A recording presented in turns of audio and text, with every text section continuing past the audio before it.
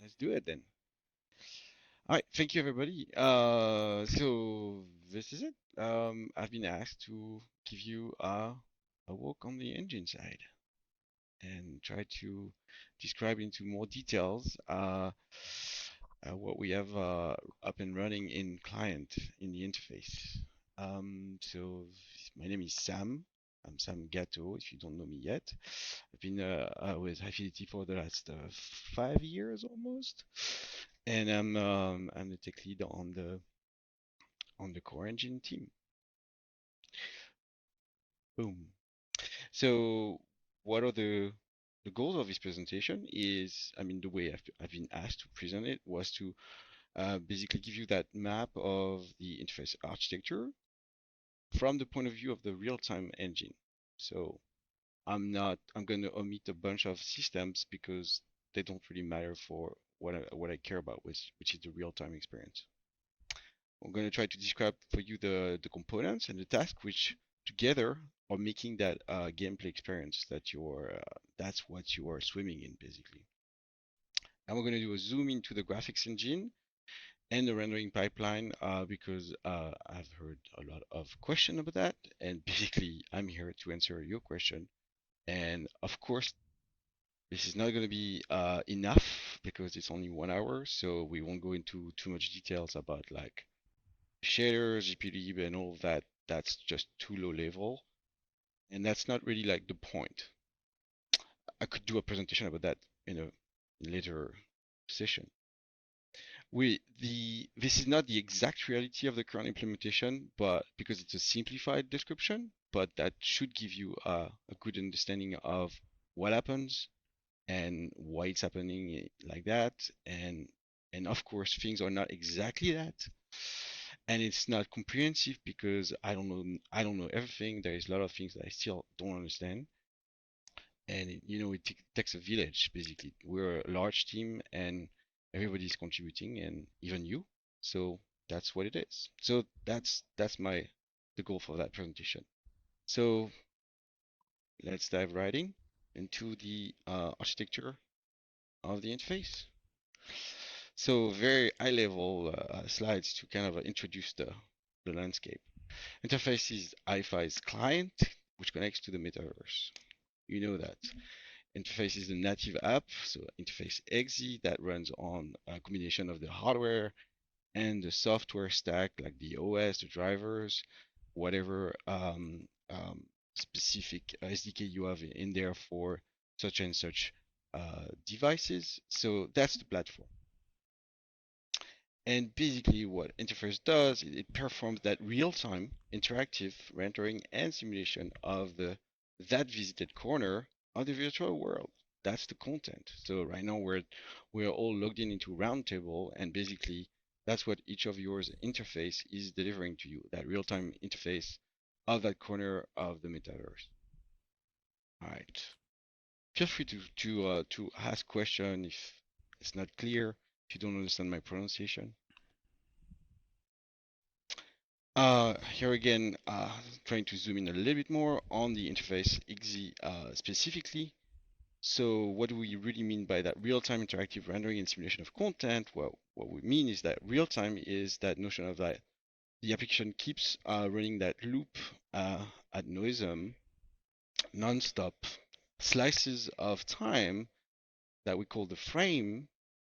Each frame is a little bit length as it, sorry, each frame is a little length of time, about 10 milliseconds when we're going fast, 20 or 30 milliseconds when we're going slower. And basically the frequency at which those frames are produced is called the frame rate. So that's what represented by that spinning arrows. Then we got the content, that's all the data, all the assets, the scripts, the avatars description, the entities description, the behaviors, which are all together or creating that universe. And these are content because all of that is content. I mean, the engine runs fed by content. The engine doesn't know anything. It's not like we don't have any notion of, oh, there's a floor here, just right there. No, there's no floor. The floor comes from the content. The fact that there is a skybox comes from the content. There is no skybox. There is no background for the image, just the default one. And so the interactive rendering simulation is basically that gameplay that I was alluding to, which is that user experience and the rules and behaviors that which are making all that glue together. So I would argue that the gameplay is a high level uh, concept. It's basically what we make out of that application with the high level objects such as entities and avatars and the interaction you can make on them.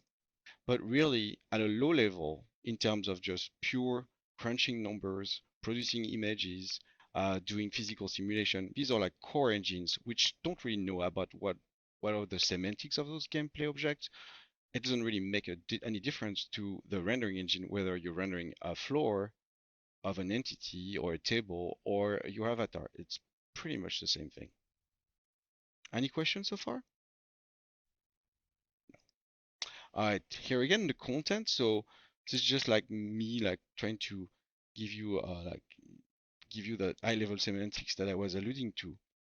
We got the entities, we got the avatars. These are like probably like two main things we're dealing with, and then a bit more subtle the interactions, things like which are whether it's like teleport objects, widgets, stuff like that, which are happening on the client, which are content because they are coming from the description of scripts or the type of experience that we're creating through the world. And then identity, this one, I don't add a good word for that, but it's basically that notion that um, you have an identity. We understand the session that you represent connected in the metaverse. So there's a unique identity. There's the wallet associated with it and your inventory. So that is also a piece of. And so the gameplay is basically that intersection between those content gameplay objects and the game loop. Game loop is basically that rendering that real-time loop that we're trying to execute like every 10 milliseconds when everything goes well. In reality, we're going a bit slower for the game loop, going around 30 milliseconds. And but really, this is performed in truth by a few core engines. And we're not gonna go through that list right now yet, but that just gives you a sense of how many things we have like powering that experience. So at a simple from the point of view of the user or point of view of people like swimming in the universe in the world of high fidelity, you're experiencing the gameplay and the rules or and the rules and objects you're dealing with or the what's on the green side, the gameplay. But under the hood, with all those different core engines and all those different like breakdown of objects and engines, that's what's really happening by and what's really run by the client. And these are like the core engines. So that's where the our team is working in mostly. Does that make any sense so far? Any question? All right, moving on. So now we're going to try to describe what happens during a typical game loop, and you're going to see all the different core engines in action, hopefully trying to work together. That's the walkthrough through a game loop. So typically, and here again, this is not the exact way things are happening. It's more like a conceptual understanding of the architecture. Typically, we synchronize with the server. So through the network engine, we're going to get the updates from the different servers, whether it's the audio, avatars, entities, and so forth. And we're going to get like what has changed from a viewpoint. So as I'm looking at you here, or as I am moving around, you guys constantly receive my updates for the avatar. Same for the audio. And when I'm going to go and click on and change the page of that web page here, you guys are going to see that.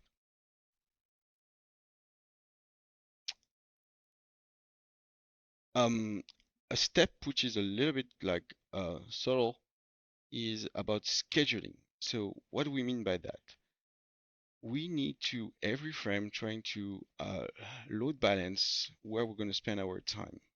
This is that notion of evaluating the time budget we're going to spend for the next steps and internal like engines based on our understanding of what's in front of me. For example, here I am in my client is running in front of a small group of people of I don't know like 40 people. So I'm going to probably dedicate a little bit more energy and time spent on the avatar, dealing with the avatars rather than the rest of the entity. And I understand that through that step of scheduling, and understand a notion of spatial level of detail for computational cost. Ta-da! So this is very specific to us. It's called we call that engine the workload, and the workload run on a representation of the scene, which is called the space.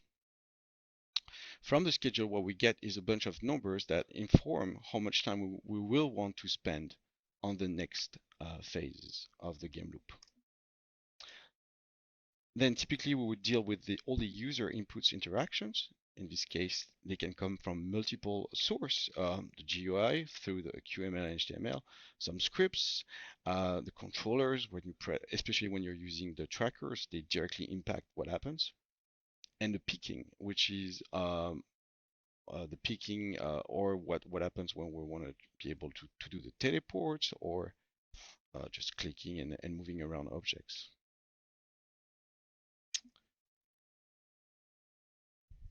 So at this point, we think we have collected all the inputs from the client for the frame, whether they come from network or from my local activity, like as I moved, as I clicked, as I interacted with the controllers.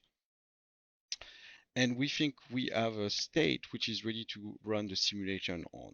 So we're gonna run at least the simulation for my avatar, where we're gonna do the IK thing, especially if you're like geared up with the trackers. We're gonna perform the animations for all the avatars in my vicinity. So I see you guys moving around a little bit because that's happening during that step. And then on the rest of the entities, we're gonna apply the physics collision system, the kinematic for things which are moving but not colliding. And from that, we're gonna get a state of the scene, which is considered done for the rest of the frame. All changes are settled at this point for this frame. From the simulation changes, we are now able to update the gameplay objects. So now that we've done all our computation and our idea of okay, that time slice is done, we've computed everything. Now we can inform back the gameplay objects of this is your position and this is where you're going to be considered at for the rest of the frame. And then here, if you were to be moving an object through because you grabbed an object, that's when that object would have received that new position, and potentially you would triggers a network synchronization. I presented that earlier in the steps, but that could happen anytime really. And finally, because the gameplay objects are settled, everything in the scene that we want to know is known, we can dispatch all the changes to the pure rendering audio and graphics engines and scenes. What I mean by that is the audio and audio scene that are presented here and the graphics and graphic scene, you basically describe the world and they just like crunch on that and produce for you the rendered of their rendered artifact. For rendering, for graphics, of course, it's going to be the final image that we're looking at. For audio, it's going to be that whatever is the blend of different audio sources we add, mixed with my own input and whatnot, and that's what comes to my headphone. And so graphics engine specifically, because that's what's going to come next, of course, graphics engine will render this. Also, by the way, I don't know nothing about audio. So don't even try asking me a question. I have no idea how that works.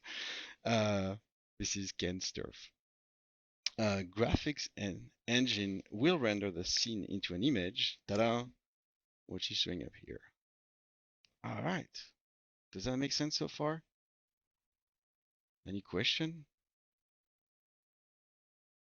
Um, if you have more question about the game loop, what happens during game loop, it might be a good opportunity to take some question, but otherwise we're gonna go and move on to the graphics engine. So I'm gonna leave you like 5 seconds to raise your I have I guess, a quick question.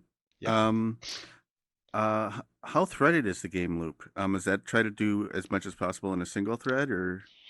So the game loop is we're trying to time budget it so and different chunks of work we have to do there so they fit within the time budget that we have. So the time budget is realistically 30 milliseconds that what we're trying to fit into because that's when we run at 30 hertz for the game loop. If you crank up the stats, it depends. Like sometimes we are faster than what we have to do, and then we can run faster. That's do you know about the stats you can show by with the slash key? Yes. Right, so that's the game rate that I'm talking of.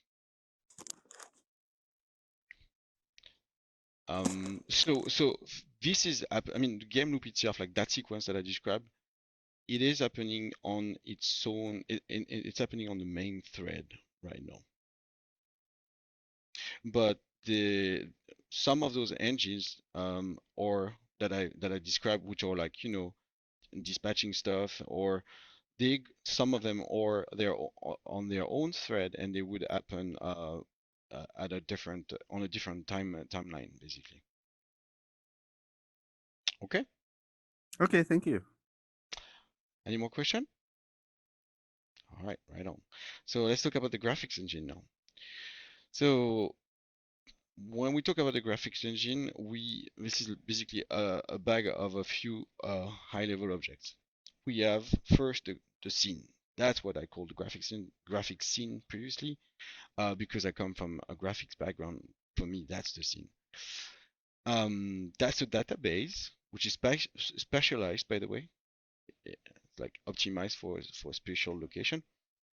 It's a database of all the graphics objects and their description. And we are modifying that scene through what we call transactions. Because it's a database, it's somewhat thread safe from the point of view of the game loop. So game loop can queue up a bunch of transactions to modify what's inside of that scene. Then the rendering engine, the render engine, is that's that's the real engine. That's the thing which is updating the scene with the latest transaction from the gameplay. And from that, we're producing batches, which are basically GPU commands, like batches of GPU command, um, which are describing in if you want in terms of like OpenGL commands or Vulkan commands, or but really we're talking in terms of GPU lib commands, describing like the sequence of draws we're gonna trigger and which will produce the rendering the image we're currently looking at. And that's the current frame. And then that GPU batch, those GPU batches, sorry, are taken or picked up by another engine, which we call the present engine. And this guy is the one who is responsible for getting it to the driver, getting those commands to the driver through the GPU API, and taking care of the final steps for compositing potentially with the various flavors of displays we have to deal with, and do the final presentation to your eyes. Right. So another view of that same thing. The game loop produces the scene transactions. These are the changes to the scene that's consumed by the render engine, which will update the scene accordingly and will then produce GPU batches, which are the description of the commands we need to execute in the present engine to produce the final image. Ta-da! Amazing. I think you knew all of that, right? So now let's go and describe a little bit more what's inside the scene. And what we're going to find inside the scene is all those like graphical representation of all the gameplay objects. And those graphical representation know nothing about the gameplay objects. They have no notion of entities, they know nothing about avatars. They are pure render items. By the way, that's how we call them, the render items. So the render items, they are that's the atom which is living inside that scene database. They represent a thing in a 3D world with its bounding box typically, and that's how we can quickly know what's in front of us with frustum coding and stuff like that, because we're just dealing with render items. And when I say that, what I mean by that is we're really dealing just with a large array of bounding boxes. And if you're experienced with developing and coding such algorithm, you know that you don't want to know about like all the ins and out of what's inside those objects. You'd rather have just a flat array of bounding boxes to be able to quickly do the crunch the math and returns to you a list of indices that tells you, okay, among those 1,000 box that you gave me, I think from that viewpoint I can see 100, and this is the list of the indices of those 100 in there. So that's why we're doing that. So render item are like really like that they represent things, but they are not the thing. And so they also have a specific type which expose simple features. So a concrete example of that, not of the type, I'll come back on that later, but so for example, a sphere entity that would be represented by one render item because and that's what I meant when I said simple feature. When we're talking about a render item which is going to be used to represent something, call that a shape. Well, we want that shape render item to be extremely simple. So that's why we say one draw call. And one draw call, that means one piece of mesh, one material at one position, period. And so a sphere entity, that's perfect because that's exactly that. That's just a very well understood geometry. Sphere, we probably have stored somewhere in some sort of a cache for the geometries, for the primitives. The material for that is, it could be complex, it could be the simple default one. That doesn't matter, it's just one material. And then a position, that's it, that's position, we have it. So yeah, a sphere entity is just one render. A model entity, on the other hand, we often separate that into multiple render items. And the reason for that is that you could have like many different parts in a typical model which don't have the same materials. They are not in the same mesh. They could have different styles of mesh. Like by that I mean some mesh could be deformed, some mesh are not necessarily deformed. Especially with avatars, you have as an avatar you have a bunch of your body is typically like a skin and blend shaped mesh, whereas you could have accessories or like maybe some solid objects that you carry around your avatars, which is not. So all of that makes we need to separate those into parts, and each of those different combination of geometry, material, and position, we're gonna have to create a render item for it. Any questions so far, Roger? No, Sorry, I do. sure. Again, sorry. No Um, problem. I'm here for um, that. and I'm probably gonna mangle nomenclature, so I apologize for that. No, But no, I'm no. just curious when you're talking about render items. Let's say you have multiple materials, for example, but well, you have a single material that's Right, used multiple times in a scene. Is right. reuse for that possible, and is that done? So the same material is reused for several render item because maybe those render item those shapes like that you're describing, sorry, those objects that you're describing, they maybe do not belong from the same geometry or the same parts. So what we would do is we would create like probably one render item for each of the combination of geometry and material. Okay. Does that make sense? It does. It's just, especially looking at your graph here, it's like you've got two wheels, right? And Right, I'm like, exactly. So, oh, okay, sorry. Yeah, sorry. I should have used I should have used the drawing. That's why I made that. Yeah, exactly. So, yes, the wheels probably are exactly the same mesh.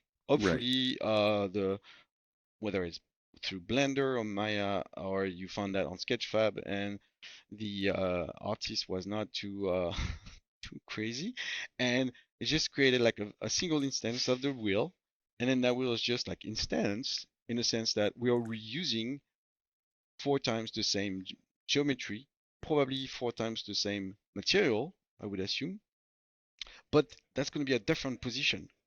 And so we also need to track that. And the transform, the position at which something is, that account for one more render item.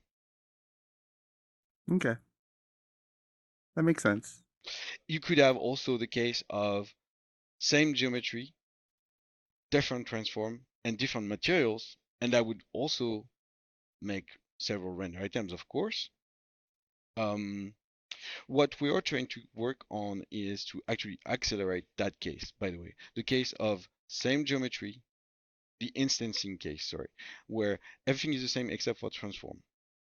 We are working on that. We want to be able to render a large number of trees in a forest, and you keep that individual instancing, sorry, this individual representation of each instances, but we are able to still render that more efficiently than if you had to do one draw call for each individual trees. Wonderful. That's exactly the sort of thing I was fishing for. Thank you. This is good. We're getting somewhere. All right. Can I move on? All right, I'm moving on. I'll come back on more details on the render item. Don't worry. One other thing that I wanted to present before we dive deeper in the render item is the notion of transaction. So a transaction expresses the change you want to apply to a render item, and it's typically implemented through a lambda function. And what that means is that every frame, the gameplay is going to queue up many different transactions. As I'm looking at you again, I see that every one of you is typically at least changing its position a little bit. So for every avatar, we're probably going to have like one transaction that touch on their hopefully one render item, maybe more render item, which needs to be updated because like your bounding box, the bounding box that represents you is changing constantly, and that's fine. We're dealing with that. So the gameplay queues many transactions reflecting the changes of the game objects to their render items alter ego. Um, I'm going to pause there. I use that word because I'm a fancy French ass, but if you don't understand, I can explain to you. What I mean by that is that I was joking on myself, by the way. Huh? What I mean by that is that, mais oui, what I meant by that is that render items, they know nothing about their game object. That's not the way the relationship exists. The render items are just there to say, hey, I'm a graphics piece of stuff. I can render stuff. Boom. Next time the camera look at me, I can be there present and be rendered. So it has to come from the game object, and so from the gameplay side, that we inform all the modification we need to do, all the updates we need to convey to from the game object, like an avatar talking to several render items, or a sphere entity talking to a single render item, to tell that render item, hey, you need to move around, you need to move to that new location, and so forth and so forth. So all those transactions, it could be a large number, and in some cases, that's one of our, it could be a bottleneck of ours, of course, but they are executed in bulk during an early step of the render engine. So you see that the render engine is in charge of like transferring those transactions on the arrow to the scene. And then what's cool is that with that approach is that you have like a one critical section point to update everything in the scene that surrounds you because you don't have to update everything. And the scene data after that is unmodified after this update. And so that means that we guarantee that the scene is immuted, is not muted, unmodified, sorry, is read only for the rest of the rendering frame. So again, to illustrate how we use the transaction, if I had to move that sphere and change its color, well, I would create from the gameplay side a transaction. Typically, that's what's happening inside sphere entity when say from a script you could move that the position of that sphere or change its color. Well, there is the layer that understands that from the entity point of view, and then that gets translated and say, oh, I need to tell my render item that I need to change this and that. So that's when it's happening. So you see the transaction is expressed targeting its sphere render item associated because the game object knows about the render item, not the other way around.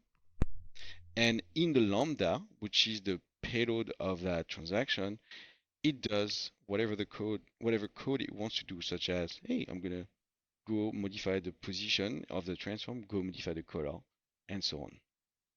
And so all those different like tiny lambdas, that's what gets uh, applied on the scene every frame. Voila. Before I move on, any question about that? All right. So there are different types of render item.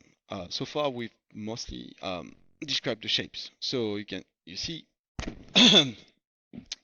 we have the shape type, which is one mesh part, one material, one transform, one draw call. I missed the one draw call thing, but that's really what it should be. So that's our atom of things which are that we can draw in the scene. They're also light. So in the same way we're representing shapes with render item, all the local lights and also the zones are injected in the scene as light, type light, render item. And then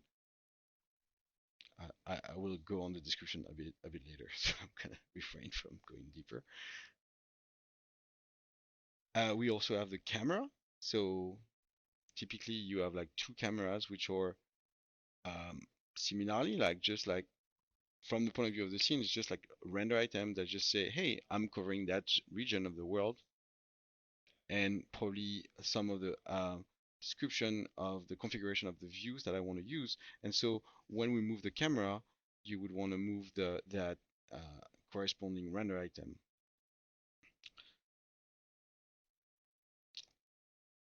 And we have another type of render item which we call the meta, which is a group of render items to be able to be the master of many. And one thing we encounter often is, on one hand, we want to be able to have these models, such as the truck, being exploded into many separate render items. That's cool, but sometimes we want to be able to consider that group of render items as one. And if you remember, one practical use case for that was when we introduced the cutting of anything that was belonging to the avatar. So that was maybe 2 years ago. No, I don't remember. When we didn't have that meta in place, we were not able to cut the avatars as a group of render items. And now we can, thanks to that feature. And a render item can also be of several types at the same time, which makes it for a cool way to be able to serve multiple purpose at the same time from render item from a single render item. So for example, that sphere entity that was using as an example is a shape and a meta. So we also use the meta indicate to detect what is the high level objects. And so this is useful to reflect on in a render item, hey, that render item matches one of the high level game objects. And so that's that's where we're using the system the way it is to bring back some of that semantic into the render items. At least understanding that you are a master of something. Does that make sense? Any questions so far? And so base, How's sorry. how's the master defined? When I was describing how a model entity, such as that truck, is being exploded into all the shape render items it needs to be rendered. Then on top of that, we're adding one more render item, which is called the meta of the model. And that meta render item of the model is constantly tracking the typically the entity information. And it's not visible. So a pure meta render item would not be something that we draw. We could, and I'm sure you've used some of the tools sometimes to inspect and see what's there. And some of those tools they rely on that. It's not because in a normal rendering system we are not displaying anything about the meta, but it's very easy to introduce a way to say, oh, I'd like to show the bounding box of all the meta, and basically that's what we have available. Okay. And so based on all those different types, the render item, when it's processed by the render engine, it can go different roads. So that's where shapes, they're going to be like curled against, we're going to curled against the camera view frustum, and we're going to decide from what's in the scene, what is the bag of render item I want to render. And then those shape render item will be sorted between the opaque Jesse. versus the transparent. Yeah. Between the translucent and opaque ones, and then we can have then the rendering of one by one. We're going to go and grab their information, the mesh, the material, the transform, and render them and execute that draw call. But then guess what? When we render the shadow maps, we need to do the same thing again with a different configuration of rendering.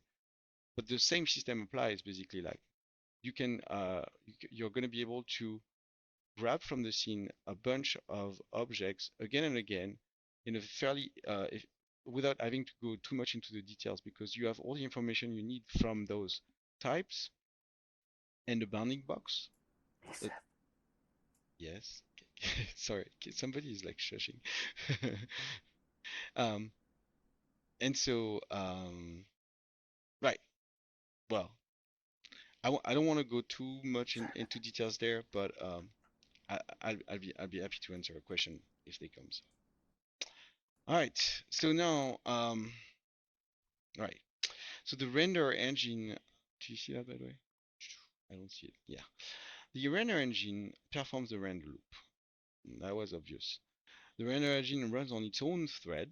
So so now we're like cutting loose, we're cutting away from the main thread, which is dealing with the game loop, and we're on our own thread. Of course, it's called the render thread. Ta-da.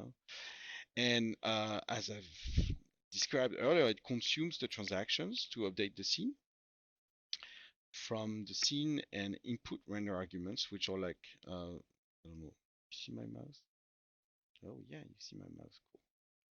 So here are the render arguments and the transaction coming from the gameplay.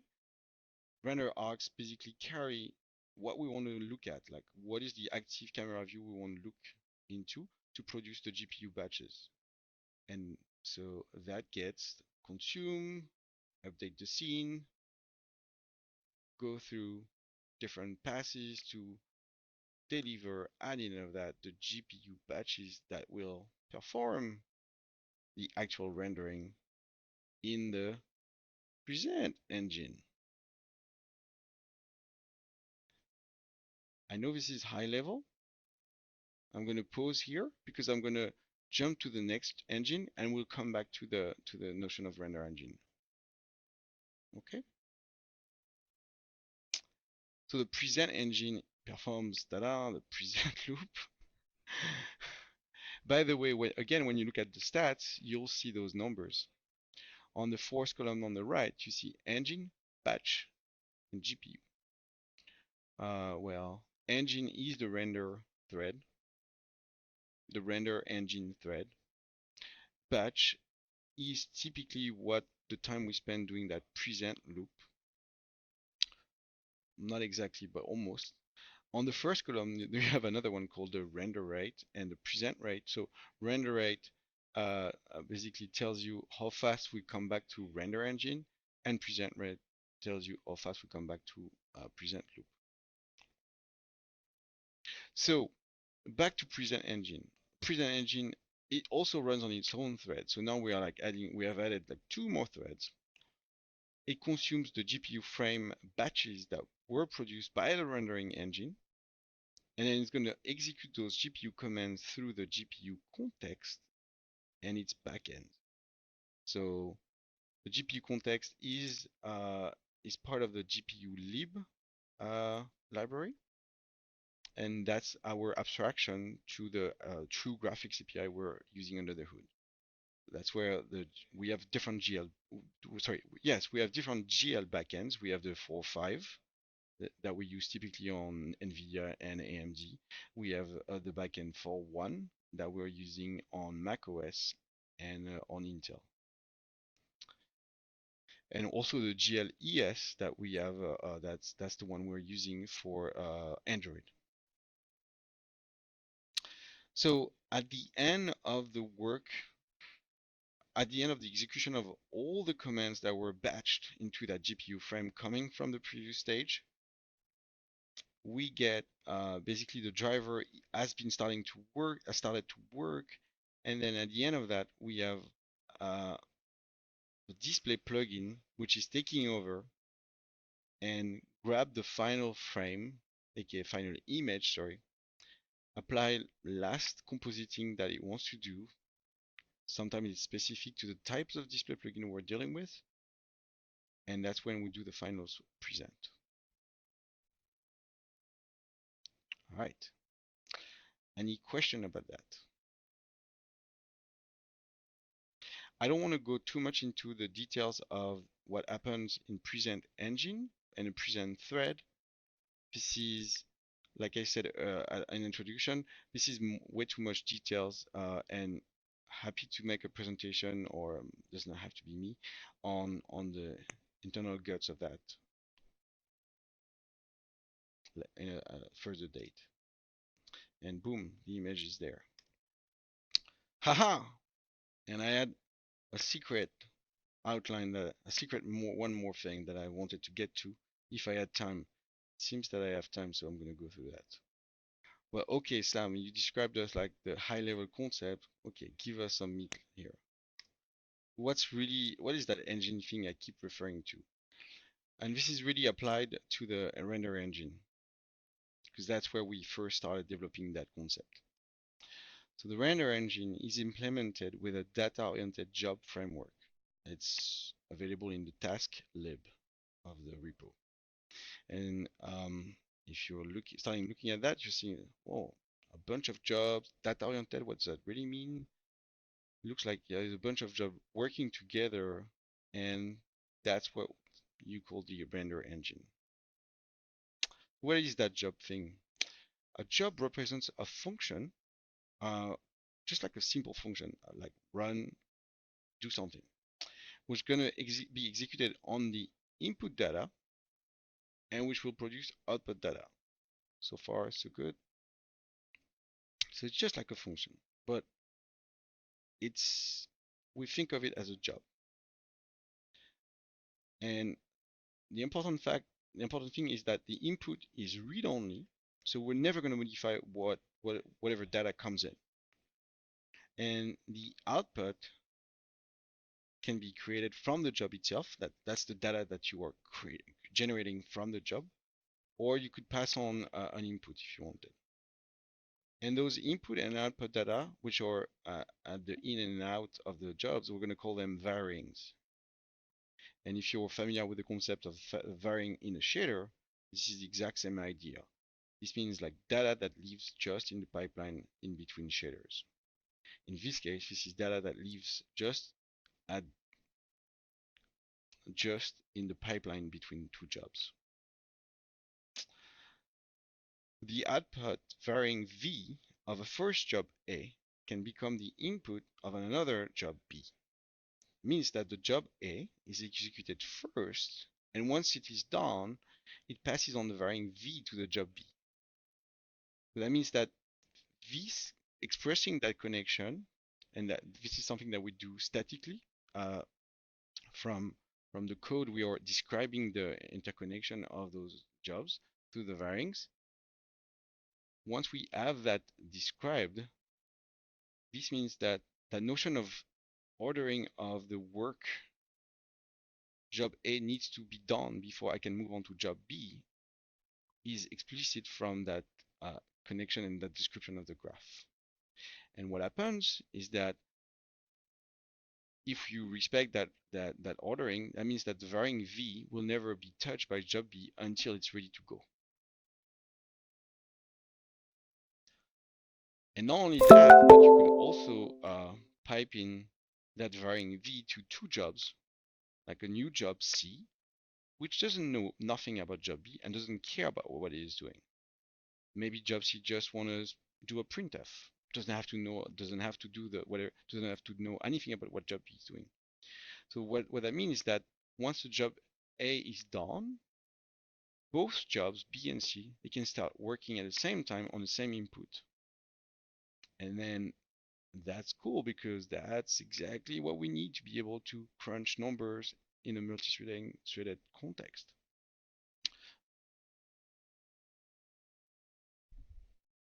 So when we group jobs together, that gives us a task. So at some point, it's going to become more and more complex. I mean, I'm sure you're all familiar with the notion of the node and graph of nodes, whether it's for shader editing in Blender, or many different places where it's used now. And you need a way to bundle those into a higher level one. And so that's what the task does. As we interconnect more jobs together with varyings, we are describing a graph of jobs. And so we want to be able to abstract that away because it's cool while we are developing the feature, but maybe you want to combine a bunch of jobs together to produce a higher level feature. And that's what the task does. And you can decide how the in and out of the task are going to be connected to the in and outs of the inside job graph. And so what's cool with that is that the task behaves just like another job. So you only have to care about that once you're like trained to abstract away. But once you're abstracted and you're happy with that abstraction, you don't need to go further deeper. And the same principle applies of ordering and dependency of the ordering of the dependencies. And so the root task of a job graph is an engine, and the render engine is implemented with such a graph of jobs. So the input or the scene transaction that we've talked of earlier, and the render arcs, which are asking for such view being rendered with such camera setup and so forth.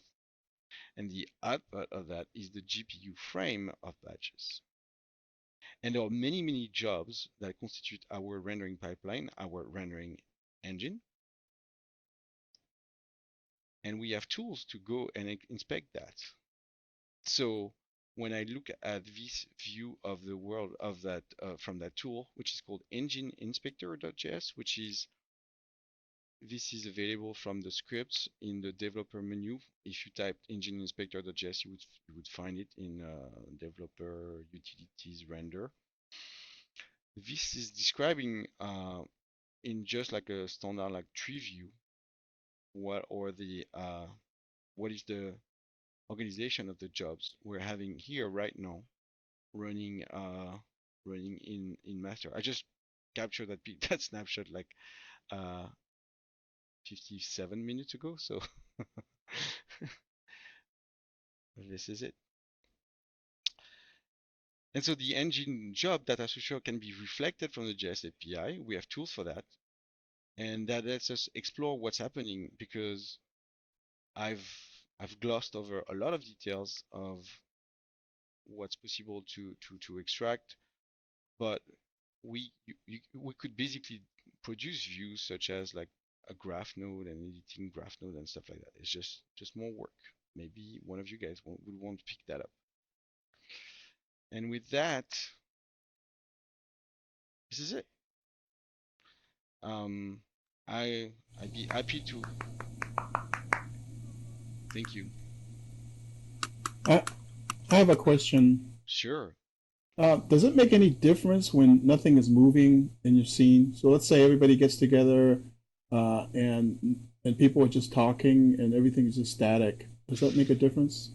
Well, people are just talking, so at least one or two things are happening. One, the audio system needs to do its job at the bare minimum. That's not rendering. So if I go back to the full list of the core engines, yeah, at least you would know somehow that as you speak, I didn't really represented that, but basically that is some sort of interaction input that comes from the audio mic that needs to be digested and played back into network. So when you speak, we're doing that, but that's fine. I mean, that's cool.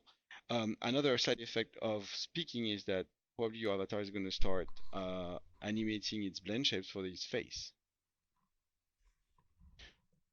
And so in a static scene where nothing moves except for two people talking, that's kind of what you would expect to see in terms of like constant updates happening.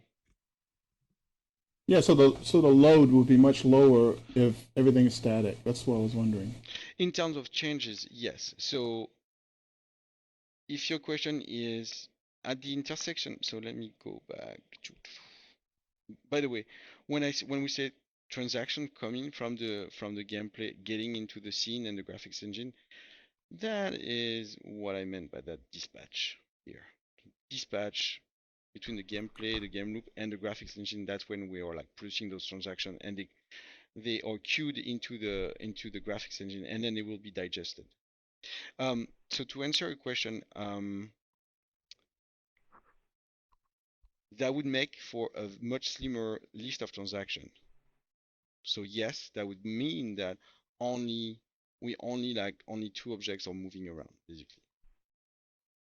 In an ideal case, like you're describing, which would mean that from the rendering point of view, from the rendering engine point of view, I'm going to go back to that slide where too much fun with that.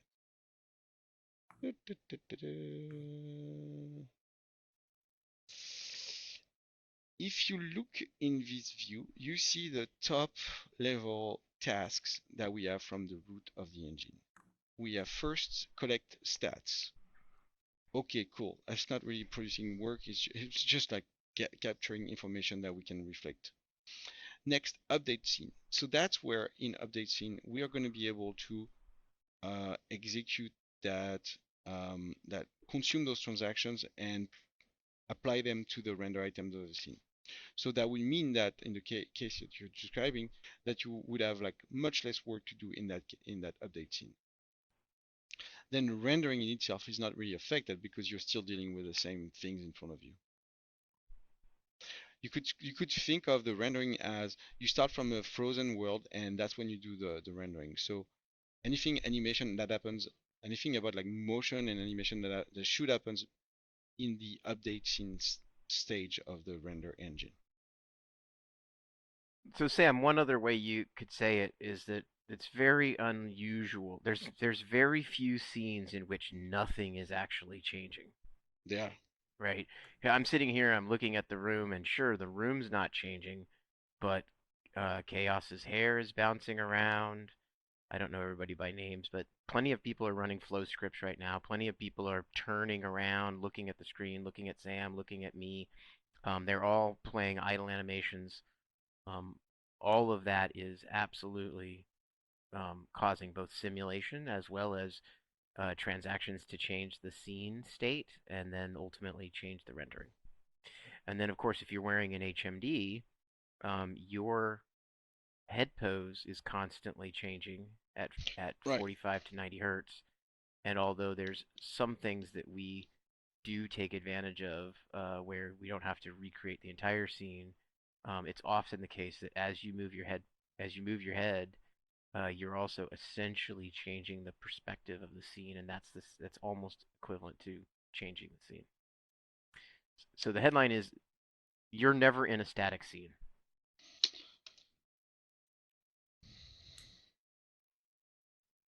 Does that sound fair, Sam?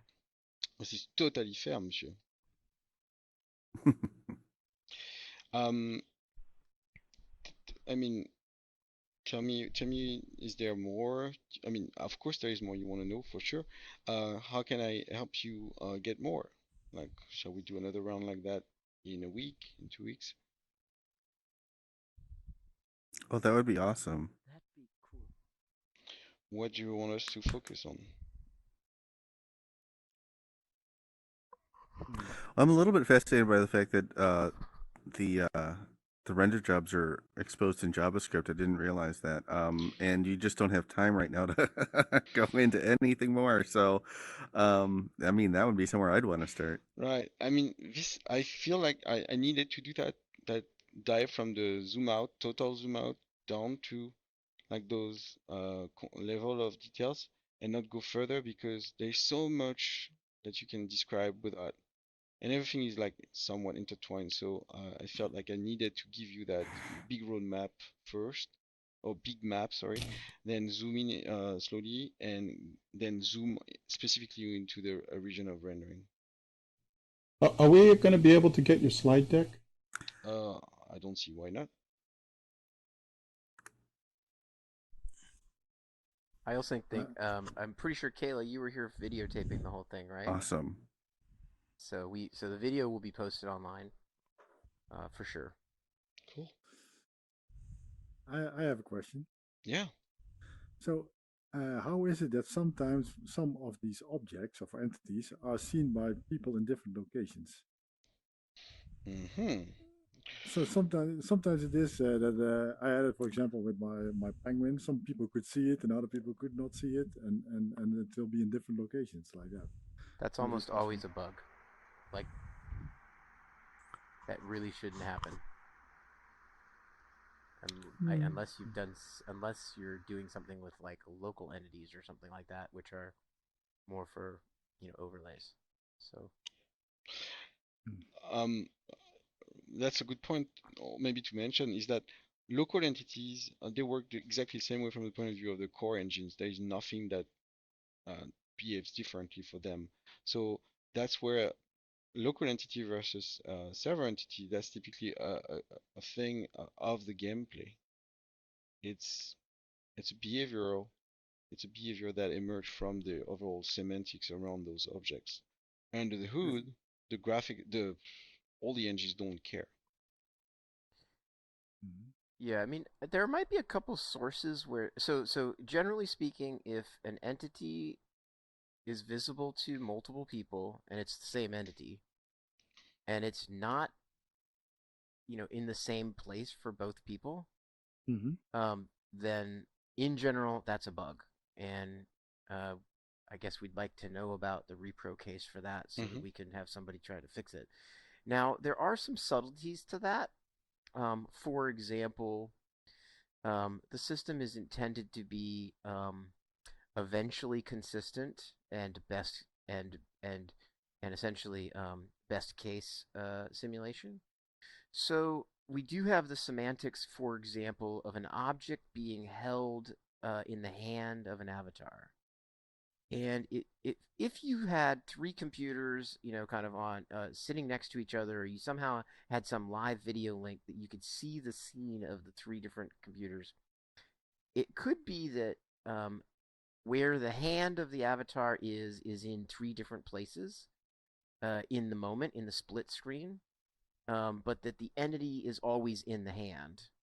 That would be the expected behavior, right? So, um, in that case, it's possible that in the eventually consistent and best case simulation world, where Sam's hand is at the moment for me is, a couple pixels off, or even maybe a couple angles of rotation off because I have not yet processed the avatar mixer information about the pose of his hand.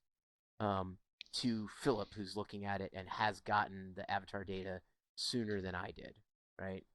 Um, Right. or it's possible that I'm running in the new high quality mode in the graphics settings, and so I'm simulating at 60 hertz, and someone else on a lower end machine has been intentionally chosen low quality mode, and so they're simulating at 10 hertz, and so obviously between 60 hertz and 10 hertz, right? At 60 hertz, it's 16 60 milliseconds per milliseconds. frame. At 10 hertz, it's 100 milliseconds per frame. So 84. There's a potential 84 millisecond difference in the two different scenes. And if Sam's moving his hands quickly, then clearly that's going to be enough to see a difference between the two. But semantically, the object should still be in Sam's hand for all of us. So if it's something like that, then that could be people seeing it in different ways. If it's really not that, if it's like, oh, and by the way, like an object that's got some projectile motion to it or something like that, those also can be simulated on slightly different frequencies, but they are intended to ultimately, resolve to the same semantic thing. Right. So if it's a small difference, that could be expected. If it's a significant difference, that's a bug. We'd like to know how you caused it, and we'd like to fix it. Okay.